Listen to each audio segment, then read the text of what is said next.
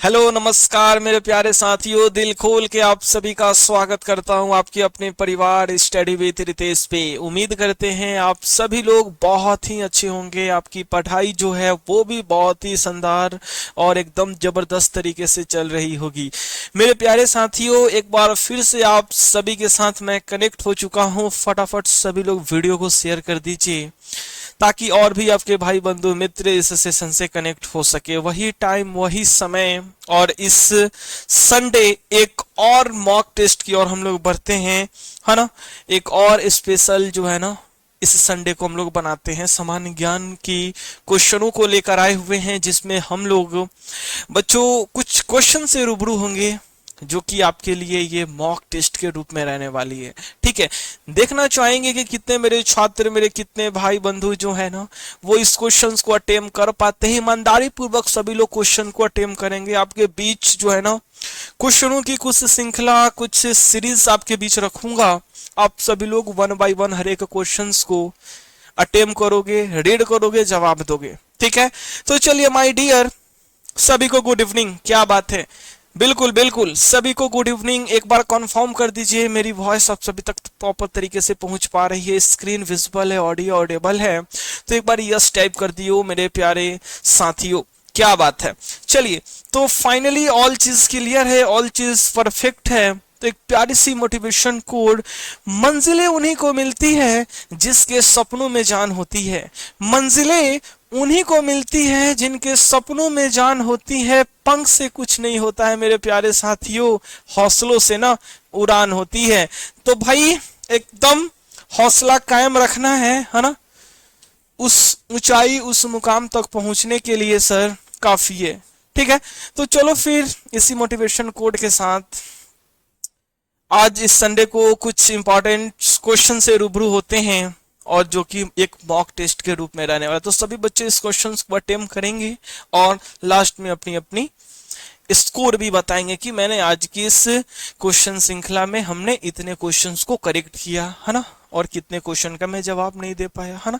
तो total number of question, जितने भी क्वेश्चंस आपके स्क्रीन पे होंगे विथ, है ना, नंबरिंग वाले क्वेश्चंस, और उसके साथ साथ जो भी एक्स्ट्रा क्वेश्चंस रहेंगे, है ना, उसको भी काउंट करके आप लोगों को लास्ट में स्कोर बतानी है माय डियर। ठीक है, तो चलिए बढ़ते हैं श्रृंखला में, और पहला सवाल जो होगा वो आपके स्क्रीन पे होगा।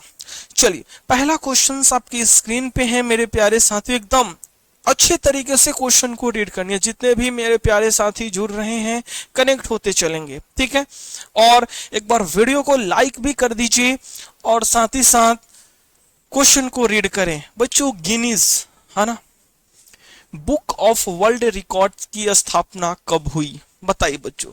मशहूर व्यक्ति, कुछ अद्भुत दृश्य दिखाने वाले व्यक्तियों की जो है ना बच्चों, रिकॉर्ड गिनीज बुक में रखा जाता है। काफी फेमस व्यक्ति हुए, कुछ बच्चों आम लोगों से कुछ अद्भुत वो कलाकारी दिखा देते हैं, है ना। तो वैसे सभी तमाम व्यक्तियों की रिकॉर्ड जो है ना गिनीज बुक में रखा जाता है।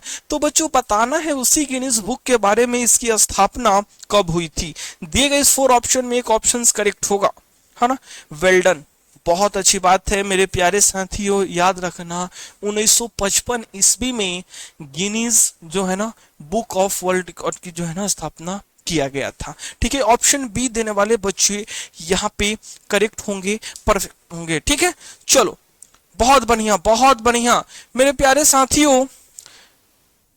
क्वेश्चन को केवल रीड करनी है, जवाब देनी है। इसका पीडीएफ आप लोगों को हमारे Telegram channel study with Ritesh पे मिल जाएगा। ठीक है, आज की इस मॉक टेस्ट की। ओके, चलिए वीडियो को शेयर करेंगे फटाफट फटाफट माय डियर। बढ़ते हैं अगली क्वेश्चंस की ओर। दोस्तों, यदि मैं आपसे सवाल करूं, है ना, कि भाई गिनीज जो है ना बुक ऑफ वर्ल्ड रिकॉर्ड की स्थापना आखिर किस व्यक्ति के द्वारा किया गया 1955 ईस्वी में? बताइए, इसके फाउंडर कौन होते हैं? इसके फाउंडर कौन होते हैं बच्चों? संस्थापक के तौर पे यदि हम बात करें तो नाम ध्यान रखना, है ना दोस्तों, नाम, है ना। आज आप लोगों का जवाब आनी चाहिए, है ना। क्या बात है गुरुजी, है ना, भाई वो। ठीक है, तो याद रखोगे बच्चों, गिनीज जो है ना बुक की स्थापना करने वाले जो होते हैं बच्चों, उनका नाम जो ये होता है। ठीक है, तो आप लोग ध्यान में रखोगे। चलिए बढ़ते हैं नेक्स्ट की ओर, है ना। सर ह्यूम, है ना, बीवर का नाम जो है ना सामने आता है। ठीक है, बहुत अच्छी बात है यहाँ पे। चलिए बहुत खूब। अगला सवाल आपकी स्क्रीन पे। फटाफट आज की स्मॉक टेस्ट को हम लोग काफी सारे क्वेश्चन से रूबरू होंगे, सो आपके बिहार पैरामेडिकल के दृष्टिकोण से काफी ज्यादा इंपॉर्टेंट रहने वाली है। ठीक है ना, तो चलिए भाई हमारे साथ साथ आप लोगों को बढ़ना है ना, लिखेंगे कोई नहीं, है ना। कि लिखना था ही तो इतिहास रखा ही क्यों। तो भाई हम लोगों को क्या करना है, लिखना नहीं है सर, है ना। मोस्टली चीजों को ना अपने दिमागों में सेट करना है, फिर तो ऑटोमेटिक लिखा ही जाएगा, है ना। चलो तो देखो सर, ब्रह्मा को किस हिंदू ग्रंथ में प्रमुख स्थान मिला हुआ है, बताइए। ब्रह्मा, विष्णु, महेश, जानते हैं हम लोग। सर इनको किस हिंदू ग्रंथ में जो है ना बच्चों प्रमुख स्थान मिल रखा है, रामायण, महाभारत, वेद या उपनिषद। बच्चों याद रखोगे वेदों के रचनाकार ब्रह्मा, है ना, यानी ऑप्शन सी देने वाले बच्चे यहाँ पे बिल्कुल करेक्ट होंगे। लेकिन दोस्तों यदि मैं पूछूं, है ना, आप लोगों ने बता दिया कि ब्रह्मा जी का जो स्थान है ना वो किस ग्रंथ में प्रमुख रखा गया है, तो वेद में। वेदों की संख्या कितनी है, 4 है, ऋग्वेद, सामवेद, अर्थवेद और बताओ यजुर्वेद, है ना। तो अब देखो नेक्स्ट नेक्स्ट, क्या बात है गुरुजी, एकदम मजा आ रहा है ना। चलो तो एक बार वीडियो को लाइक करके आप लोग कंफर्म कर दीजिए कि बिल्कुल आज मुझे काफी ज्यादा आनंद आ रहा है ना, और आ रही है।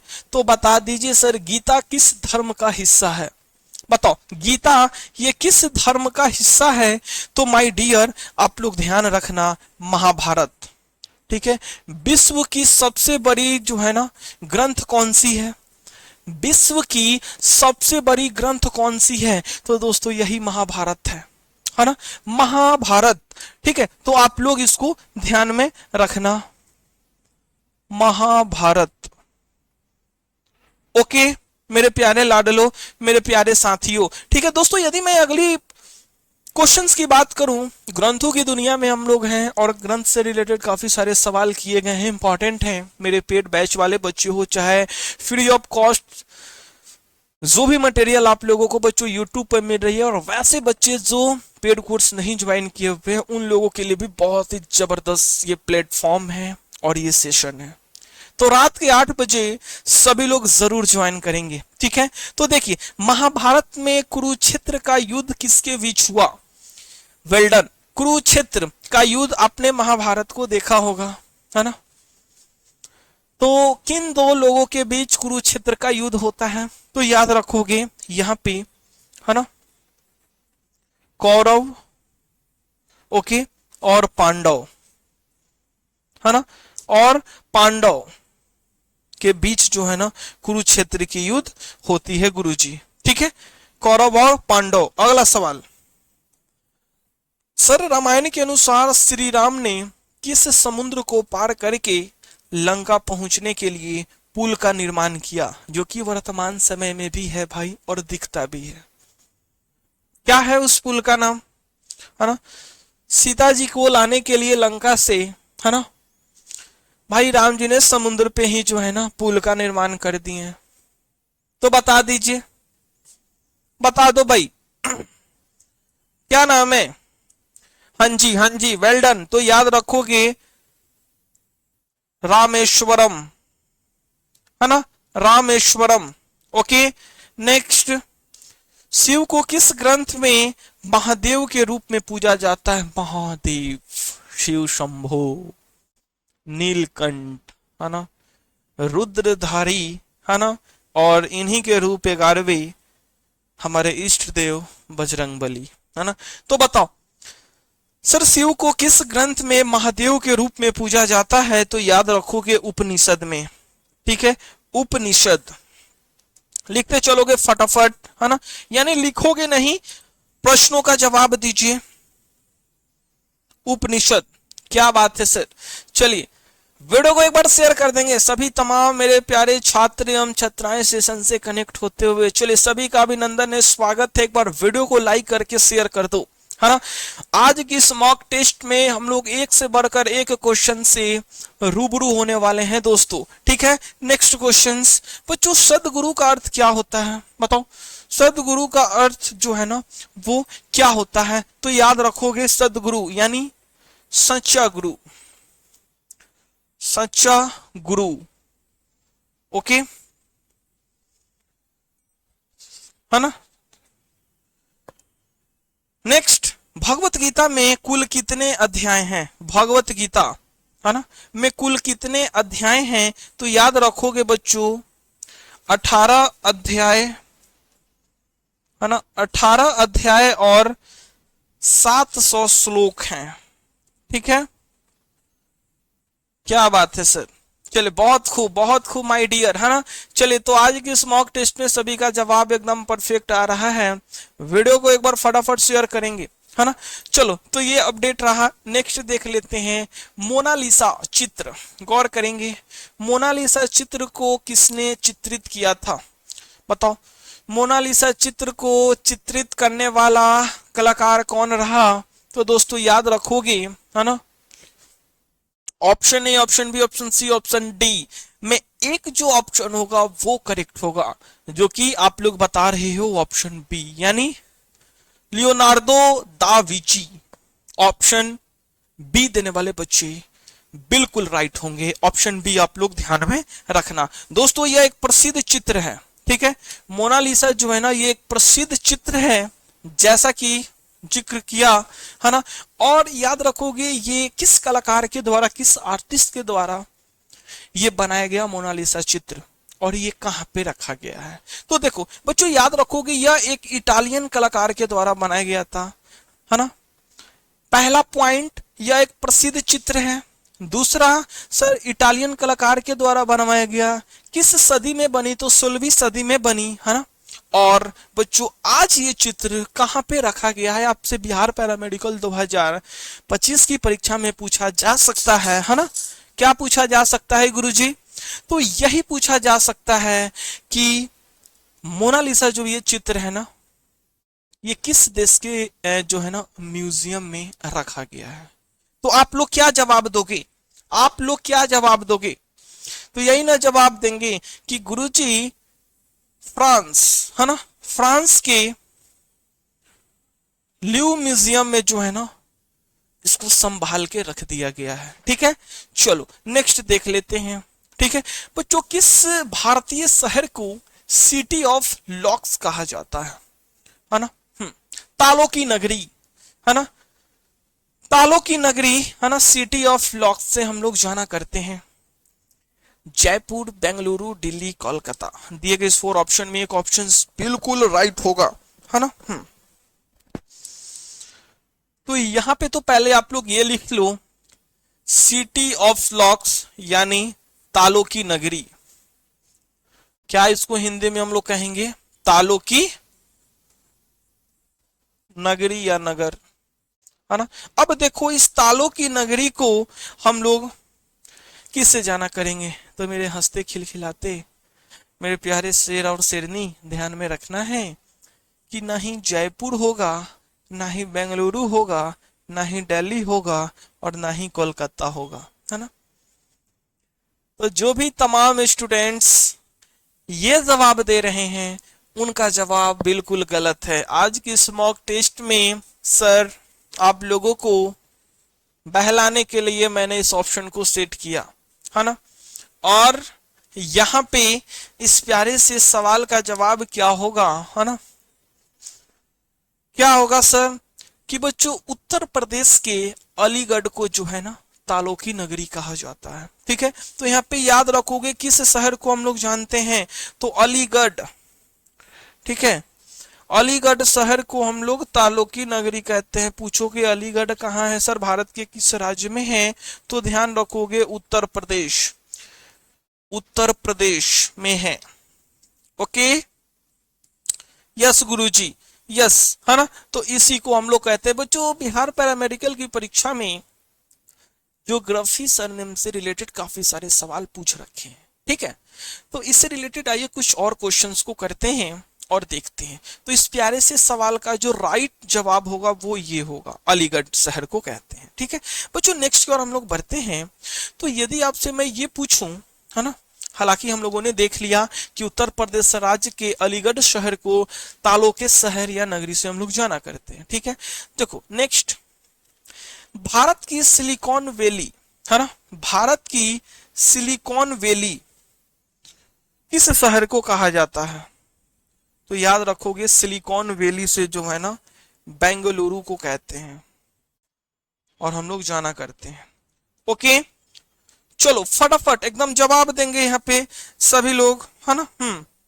चलिए, क्योंकि सर किसी ने कहा है ना, कि भाई मत सोचो इतना अपने जिंदगी के बारे में, मत सोचो अपने इतना जो है ना जिंदगी के बारे में, क्योंकि जिसने जिंदगी दी है ना उसने भी तो कुछ सोच रखा होगा, यूं ही तो जिंदगी नहीं मिली है ना, वो भी तो सोच रखे होंगे, है ना, हमारे इष्ट देव हमारे भगवान की, भाई इस बालक और इस बालिका को क्या करना है, कैसे करना है ना, आगे चल के क्या करेगा या क्या करेगी, है ना। तो हाँ, लेकिन सर हमारे इष्ट देव तो ये चीज सोच रखे हैं, लेकिन हम लोगों का दायित्व क्या है कि अपने कर्म को करते रहना है ना, अपने कर्म को करते रहना है, मेहनत करते रहना है। ठीक है, बिल्कुल सफलता मिलेगी, है ना। ऐसा नहीं कि भाई पालथी मारकर बैठ गए और, है ना, अठमंगला गा रहे हैं। ठीक है, तो ऐसा नहीं करनी है। ठीक है, मेहनत करते रहनी है, सही डायरेक्शन में पढ़ाई करते रहनी है, बिल्कुल सफलता मिलेगी। ठीक है, चलिए तो अब इससे रिलेटेड कुछ और क्वेश्चंस देखते हैं। ठीक है, क्या बात है, चलिए एक बार वीडियो को सभी लोग लाइक तो कर दो भाई फटाफट। अब देखो, पिंक सिटी जयपुर को कहते हैं, है ना, जयपुर को कहते हैं। बच्चों सिटी ऑफ जॉय से हम लोग किस शहर को जाना करते हैं? सिटी ऑफ जॉय सभी को बता रखा हूं, है ना, तो याद रखोगे कोलकाता को कहते हैं सिटी ऑफ जॉय। ठीक है बच्चों, ब्लू सिटी, ब्लू सिटी हम लोग किसे कहते हैं? तो ब्लू सिटी जोधपुर को हम लोग कहते हैं ना, जोधपुर को हम लोग ब्लू सिटी से जानते हैं। या गार्डन सिटी की बात करें, यस गुरुजी, बिल्कुल बिल्कुल, है ना, चलो बहुत अच्छी बात है ना। तो देखो गार्डन सिटी, तो गार्डन सिटी ना हम लोग बेंगलुरु को ही कहते हैं। ठीक है,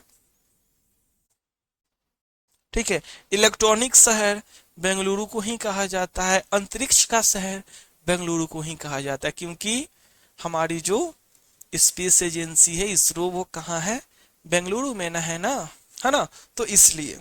ठीक है, नेक्स्ट बच्चों, गांधी जी का हिम्मत पुस्तक किसने लिखी? चलो, जैसा कि बच्चों आप लोगों को पता है कि बुक ऑथर की यदि बात कर दी जाए और सवाल ना पूछे, ऐसा हो नहीं सकता है, बड़ा इंपॉर्टेंट टॉपिक है।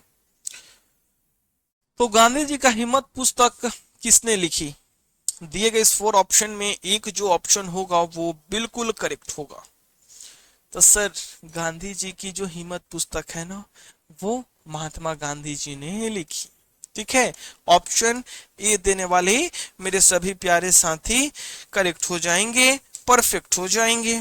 ठीक है, हाँ जी, चलो नेक्स्ट देख लेते हैं दोस्तों। इनके द्वारा और भी काफी सारे पुस्तक की रचना की गई है। ठीक है, गांधी जी के अन्य प्रमुख ग्रंथ कौन कौन से, बताओ कौन कौन से? तो भाई सत्य के प्रयोग पहला, कौन सा? सत्य के प्रयोग, सत्य के प्रयोग ये हो गया पहला। बच्चों दूसरा हिंद स्वराज और, है ना, जैसी पुस्तकों की रचना सर इनके द्वारा किया गया। ठीक है, तो आप लोग ये अपडेट को भी ध्यान में रख लीजिएगा मेरे प्यारे साथियों। ठीक है, ठीक है ना, तो ये पुस्तकों की, इस ग्रंथों की भी रचना हमारे बापू के द्वारा जो है ना किया गया, जिसको हम लोग राष्ट्रपिता कहते हैं। ठीक है, नेक्स्ट नेक्स्ट क्वेश्चन है कि अल्बर्ट आइंस्टीन, है ना बच्चों, है ना, equal to M C square का सूत्र जो है ना किस विषय में जो है ना प्रस्तुत किया? चलिए, अल्बर्ट आइंस्टीन, है ना, एक बहुत बड़े वैज्ञानिक, एक बहुत बड़े व्यक्तित्व वाले व्यक्ति, है ना, इनके बारे में आप लोगों ने सौर्य कथा सुना होगा। तो बता दो भाई, अल्बर्ट आइंस्टीन ने जो ये फॉर्मूले दिए वो किस विषय में दिए? एकदम बता सकते हो भाई, बिहार पैरामेडिकल में सब सवाल किया गया। ठीक है, चलो सभी लोग बताओ, बिल्कुल फास्ट। वेल डन दोस्तों, याद रखोगे इन्होंने ये रसायन के क्षेत्र में नहीं दिया, मैथमेटिक्स के क्षेत्र में नहीं दिया, बायो के क्षेत्र में तो होगा ही नहीं सर, भौतिकी के क्षेत्र में इन्होंने इस फॉर्मूले को दिया। ऑप्शन सी देने वाले जो मेरे प्यारे साथी होंगे वो करेक्ट होंगे। बच्चों, इन्होंने ये कब दिया? तो याद रखोगे 1905 ईस्वी में इन्होंने दिया इस सूत्र को। ठीक है ना, इस सूत्र को इन्होंने कब दिया, है ना, इस थ्योरी को इन्होंने कब दिया भाई, है ना, तो 1905 ईस्वी में भाई दिया। ठीक है, आप लोग ध्यान में रखेंगे। ठीक है, चलो नेक्स्ट देख लेते हैं। शोभा शब्द का प्रयोग किस अर्थ में किया जाता है? शोभा शब्द का प्रयोग किस अर्थ में किया जाता है? प्रसिद्धि, सौंदर्य, घमंड या ताकत? बताओ किस अर्थ में किया जाता है बच्चों शोभा शब्द का प्रयोग? यस, फटाफट सभी लोग जवाब दे दो, है ना। शोभा शब्द का जो प्रयोग किया जाता है मेरे प्यारे साथियों, वो किस अर्थ में किया जाता है? शोभा, याद रखोगे, सौंदर्य। ठीक है, पर्यायवाची आपसे पूछा जा रहा है। ठीक है, पर्यायवाची शब्द आप लोगों ने पढ़ा होगा। नेक्स्ट, किस देश ने 2020 में पहली बार मानव को मंगल ग्रह पर भेजने का योजना बनाई? चलिए, मार्स प्लैनेट्स, है ना, सौर मंडल का प्लैनेट, चौथा प्लैनेट सूर्य की क्रम से देखा जाए तो, है ना, तो बता दीजिए भाई, है ना। यदि सूर्य सौरमंडल का मुखिया होता है और उनके बाद सीक्वेंस को यदि देखा जाए तो कौन कौन से हैं भाई? बुध है, शुक्र है, पृथ्वी है, मंगल है। तो चौथा सौरमंडल का चौथा प्लेनेट, है ना, इस पे भेजने की जो योजना बनाई वो किस देश ने बनाई? बता दीजिए फटाफट। तो याद रखोगे सर, इसकी योजना चीन देश ने बनाया। कीड़े मकोड़े खाने वाले देश चीन देश का नाम ध्यान में रखेंगे। चलिए एक बार वीडियो को सभी लोग लाइक कर देंगे फटाफट, है ना।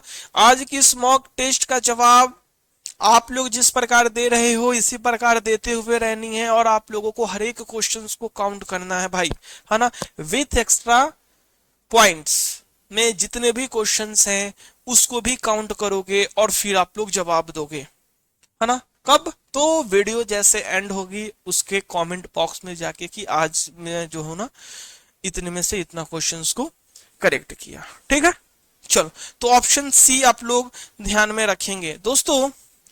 नेक्स्ट और यदि हम लोग बढ़ते हैं तो सूर्य का अध्ययन करने के लिए भी एक सैटेलाइट को भेजा गया, है ना, एक सैटेलाइट को भेजा गया जिसका नाम क्या था?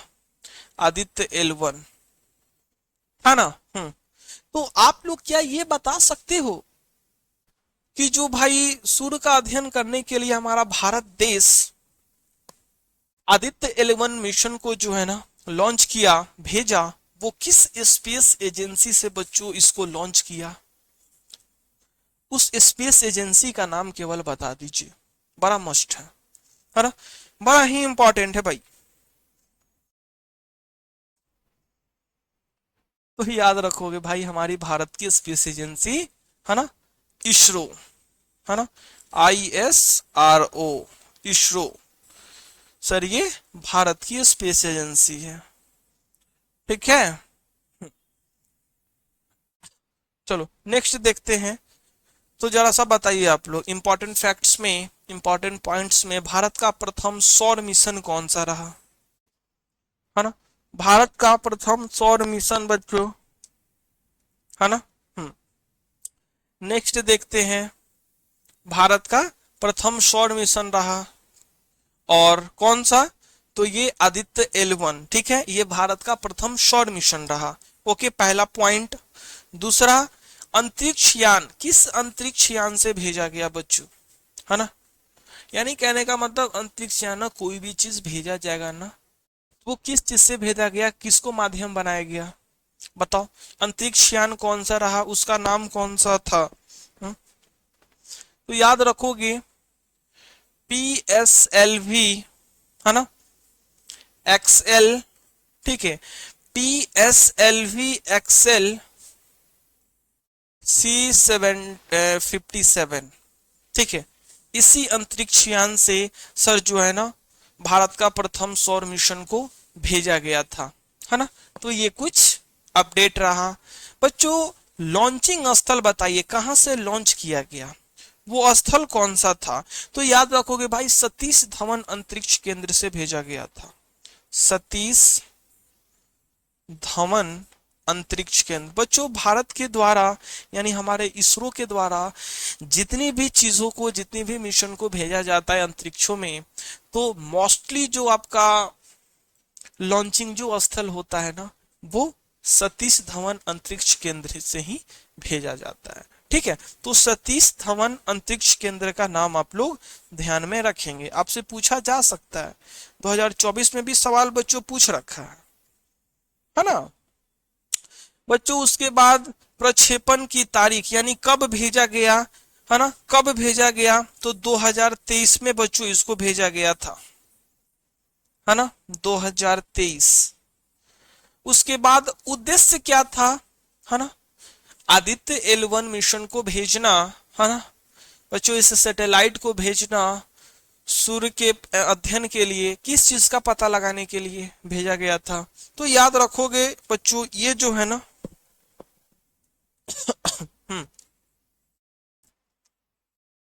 सौर कोरोना, है ना बच्चों, सौर जो है ना कोरोना, और गौर फरमाएंगे प्रकाश मंडल, है ना, सौर कोरोना, प्रकाश मंडल और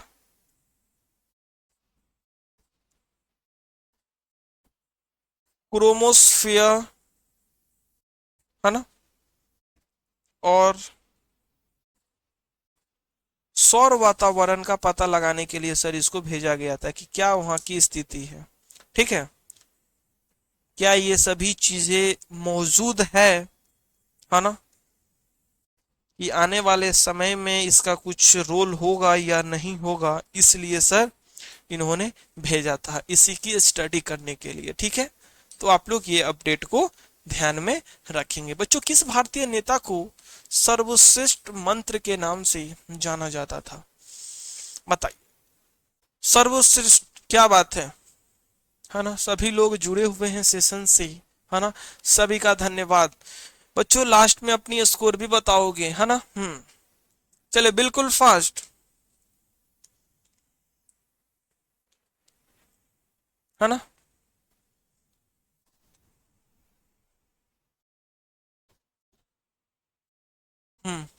जवाहरलाल नेहरू, सुभाष चंद्र बोस, महात्मा गांधी, सरदार पटेल।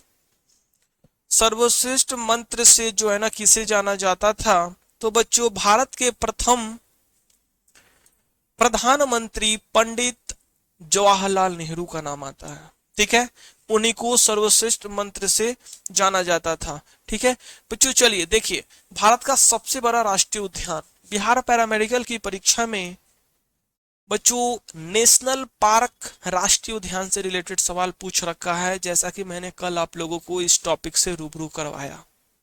हम लोगों ने टॉप लेवल के सभी तमाम क्वेश्चंस को देख लिया, एमसीक्यू क्वेश्चंस को देख लिया राष्ट्रीय उद्यान से रिलेटेड।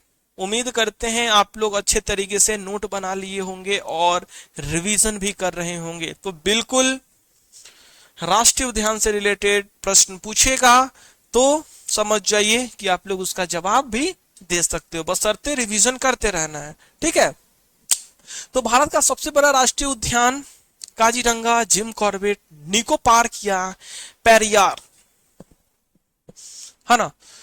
तो यहाँ पे आप लोगों का जवाब बिल्कुल करेक्ट आते हुए बच्चों जिम कॉर्बेट राष्ट्रीय उद्यान। ठीक है, ऑप्शन जो होगा वो बी आपका राइट होगा, करेक्ट होगा।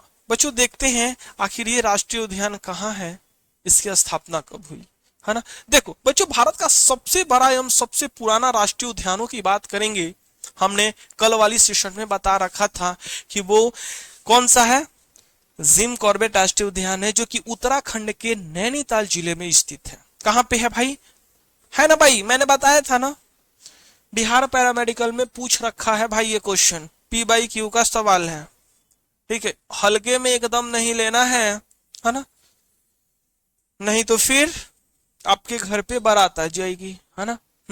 और एक ही चीज आपको याद आएगी कि दुल्हन का तो दिल दीवाना लगता है और दुल्हा का तो सहरा प्यारा लगता है ना। तो इसलिए ये चीज याद ना आए अभी फिलहाल, अभी के समय, जब तक एग्जाम ना हो जाए, जब तक, ठीक है, फिर उसके बाद तो याद आएगी भी, तो कोई दिक्कत वाली बात नहीं है। ठीक है, तो देखो उत्तराखंड के नैनीताल में स्थित है और इसे 1936 में जो है ना हेली नेशनल पार्क के नाम से बच्चों ना स्थापित किया गया था, यानी 1936 ईस्वी में जिम कॉर्बेट राष्ट्रीय उद्यान का नाम क्या था, हेली नेशनल पार्क था। ठीक है, हेली नेशनल पार्क था, लेकिन इसका नाम बदल दिया गया, कब बदल दिया गया, है ना, कब बदल दिया गया भाई, तो 1970 में बदल दिया गया, है ना। इसका नाम जो रखा गया, कहा गया, जिम कॉर्बेट, तो 1970 में, है ना, इसका ये नाम था। ठीक है, ध्यान में रखोगे 1970। चलो बच्चे मुस्कुरा रहे हैं। ठीक है, तो देखिए यहाँ पे एक सींग वाले गेंडे के लिए प्रसिद्ध उद्यान, एक सींग वाला गेंडा, बिहार पैरामेडिकल में पूछ रखा है सवाल, पी बाई क्यू। ठीक है, पी बाई क्यू पूछ रखा है सवाल, तो याद रखोगे एक सींग वाले गेंडा के लिए जो है ना काजीरंगा राष्ट्रीय उद्यान फेमस है ना। कौन सी, काजीरंगा राष्ट्रीय उद्यान,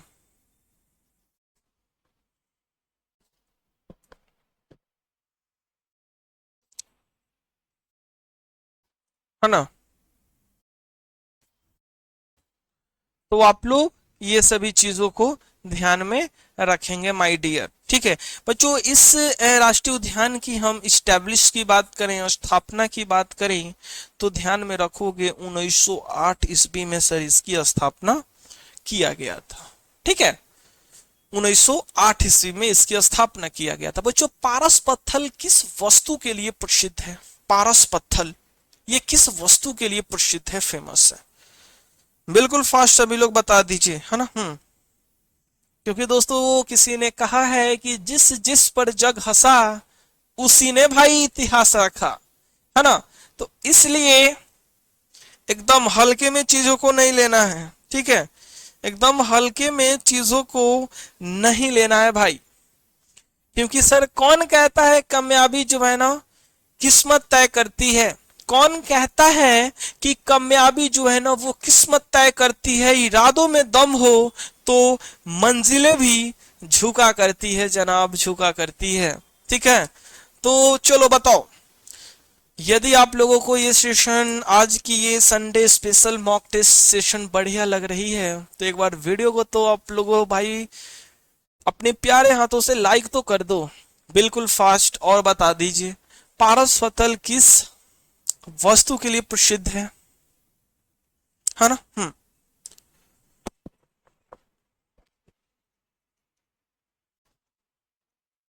है ना दोस्तों, पारस पत्थल किस वस्तु के लिए प्रसिद्ध है दोस्तों, पुरानी पुरानी कथाएं है ना, ऐसा माना जाता है कि पारस पत्थल एक ऐसी धातु है ना, एक ऐसी पत्थल है जो कि किसी भी धातु को वो छुए तो भाई सोने में परिवर्तित कर दे, सोना बन जाए, गोल्ड बन जाए, है ना।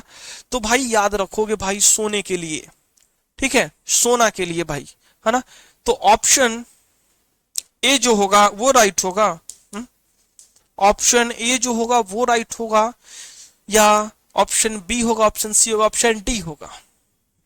क्या बात है, चलो बहुत अच्छी बात है, वेल डन। यानी ऑप्शन सी होगा गुरुजी, है ना? क्योंकि सर लोहो को सोना में बनाने के लिए ये फेमस है पाड़ल पत्थर। लोहा रहेगा, टच हो जाएगा तो गोल्ड बन जाएगा। तो कान में का बनवा लेंगे, है ना? गले में का बनवा लेंगे, नाक में का नथुनी बनवा लेंगे, ठीक है? ठीक है ना? तो यहाँ पे ध्यान रखोगे, ठीक है? तो लोहे को सोना में बदलने के लिए जो है ना बच्चों प्रसिद्ध है, फेमस है, ऐसा माना जाता है, पौराणिक कथाएं हैं, ठीक है? नेक्स्ट, ठीक है, तो ये हम लोगों ने तो पढ़ लिया, है ना? नेक्स्ट, कौन सा प्रधानमंत्री हरित क्रांति के लिए जाना जाता है? हरित क्रांति यानी बच्चों ग्रीन रिवॉल्यूशन के लिए जाना जाता है। हम लोग तो ये तो जान रखे हैं कि हरित क्रांति भारत में बच्चों डॉक्टर एम एस स्वामीनाथन के द्वारा लाया गया था, है ना? हम लोग ये भली भांति अच्छे तरीके से पढ़ लिए हैं। बच्चों हरित क्रांति क्यों लाया गया था, इसका जवाब तो आप लोगों को बताना है, लेकिन फिलहाल ये बताना है कि कौन से प्रधानमंत्री हरित क्रांति के लिए जाने जाते हैं। तो याद रखोगे, भारत के दूसरे प्रधानमंत्री, बिहार पैरामेडिकल में सवाल पूछा गया। क्या बात है गुरुजी, चलिए बच्चे मुस्कुरा रहे हैं, है ना? तो लाल बहादुर शास्त्री का नाम आता है। ऑप्शन ए देने वाले बच्चे जो होंगे वो बिल्कुल करेक्ट होंगे, ठीक है? ऑप्शन ए देने वाले जो स्टूडेंट्स होंगे वो बिल्कुल करेक्ट होंगे, परफेक्ट होंगे, ठीक है? क्योंकि दोस्तों भारत के दूसरे प्रधानमंत्री लाल बहादुर शास्त्री ने हरित क्रांति को बढ़ावा दिया, ठीक है? कि भाई गेहूं और चावल की पैदावार में जो है ना वृद्धि हो, है ना? और हुआ भी, है ना? 3 से 4 से 5 गुना तक बच्चों वृद्धि देखने को मिला, है ना? गेहूं की बात करें, चावलों की बात करें, है ना? चलो, भारत में हरित क्रांति के जनक के रूप में हम लोग किन्हें जाना करते हैं? बिल्कुल फास्ट सभी लोग बताओगे। यस गुरुजी, चलिए बहुत अच्छी बात है मेरे प्यारे साथियों। भारत में हरित क्रांति के जनक कौन कहे जाते हैं, है ना? चलो बिल्कुल फास्ट सभी लोग बताओगे भाई। भारत में हरित क्रांति के जनक के रूप में हम लोग किन्हें जाना करते हैं? तो एम एस स्वामी नाथन जी का नाम आप लोग ध्यान में रख लेंगे, ठीक है? एम एस स्वामीनाथन जी का नाम जो है ना आप लोग ध्यान में रख लेंगे, ठीक है माय डियर? लेकिन यदि सवाल मैं आपसे ये पूछूं कि विश्व स्तर पे हरित क्रांति के जनक से हम लोग किन्हें जाना करते हैं, चलिए बताइए, है ना? विश्व में हरित क्रांति के जनक के रूप में हम लोग किन्हें जाना करते हैं विश्व स्तर पे? फटाफट सभी लोग बताओगे, है ना? फटाफट सभी लोग बताओगे मेरे प्यारे लाडलो, मेरे प्यारे साथियों। पहला क्वेश्चन और दूसरा क्वेश्चन, सबसे अधिक उम्र में प्रधानमंत्री बनने वाले व्यक्ति कौन रहे? बिहार पैरामेडिकल की परीक्षा में पूछा गया सवाल, है ना? सबसे अधिक उम्र में प्रधानमंत्री देश के बनने वाले कौन व्यक्ति हुए, और विश्व में हरित क्रांति के जनक के रूप में हम लोग किन्हें जानते हैं? मेरे प्यारे हंसते खिलखिलाते सभी प्यारे दोस्तों, प्यारे भाइयों, साथियों, है ना? मेरे शेर और शेरनी, इन दोनों सवालों का जवाब आप लोग वीडियो के कमेंट बॉक्स में देंगे, ठीक है? चलिए, तो आज की सेशन हम यहीं तक रहने देते हैं, ठीक है? उम्मीद करते हैं भाई आप लोग लास्ट में जो है ना अपनी अपनी स्कोर वीडियो के कमेंट बॉक्स में बताएंगे, और स्कोर बताने के बाद आप लोग उसी में ऐड करेंगे इन दोनों सवालों का जवाब, है ना? पहला क्वेश्चन और दूसरा क्वेश्चन का जवाब, ठीक है? आप लोग उसी जो है ना, यानी आप लोगों ने टोटल नंबर ऑफ क्वेश्चन में से कितने क्वेश्चंस को करेक्ट किया ना, वो तो जवाब देना ही है। उसके साथ साथ आप लोगों को इन दोनों प्यारे प्रश्नों का भी जवाब देना है, ठीक है? तो रहने देते हैं आज के लिए यहीं तक मेरे प्यारे साथियों, है ना? एक प्यारी सी सॉन्ग से सेशन को एंड करेंगे कि मिलेंगे तुमसे तो हम बताएंगे कि कितना चाहता हूं मैं, मिलेंगे तुमसे तो यूं ही क्लास चलती रहेगी, जब तक Bihar paramedical entrance exam crack नहीं हो जाता है। ठीक है, तो उम्मीद करते हैं आप लोगों को सेशन बढ़िया लगे भाई। जाते जाते एक प्यारा सा फीडबैक वीडियो के कमेंट बॉक्स में भी जरूर दीजिएगा। मिलेंगे इसी तरीके से इंटरेस्टिंग सेशन को लेकर नेक्स्ट सेशन में, तब तक बाय बाय, टेक केयर, जय हिंद, जय भारत।